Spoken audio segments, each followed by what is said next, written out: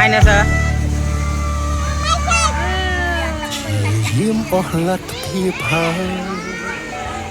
ដោយទៅតាមដំណើរចាំនឹងមិនប្រសើរមានតែដើរផ្លូវរៀងខ្លួនចូលបើបងគួរធ្វើយ៉ាងម៉េចពីកិច្ចផុតពីកំហុសបងមុនឡើងចង់ស្មោះ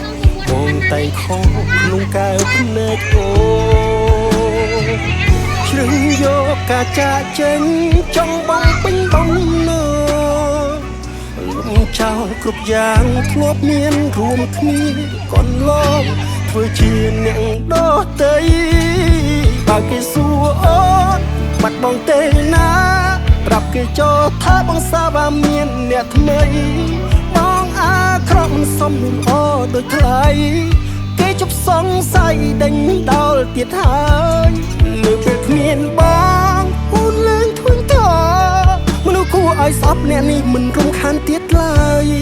សង្ឃឹមការចាក់ចេញបងអាចធ្វើឲ្យអូនរីករាយនឹងមានអារម្មណ៍ល្អវិញ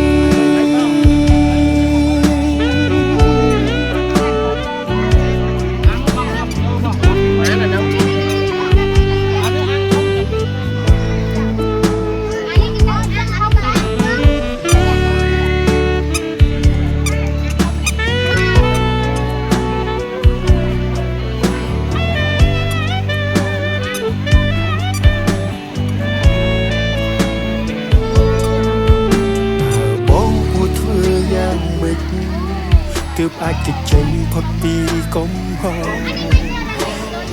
ងមុនលែងចង់ស្មោះបងតែខុសក្នុងកែវភ្នែកអូជ្រឹងយកការចាក់ចេញចង់បងពេញបំណងលំចោលគ្រប់យ៉ាងធ្លាប់មានរួមគ្នាកន្លងធ្វើជាអ្នកដទៃបើគេសួរអូបាត់បងទេណាប្រាប់គេចោលថាបងសាបាមានអ្នកថ្មីបងអាក្រក់មិនសមនឹងអូដូចថ្លៃគេជប់សង្ស័យដេញដល់ទៀតហើយនៅពេលគ្មានបងអូនឡើងធួញតមនុស្សគួរឲ្យស្អប់អ្នកនេះមិនរំ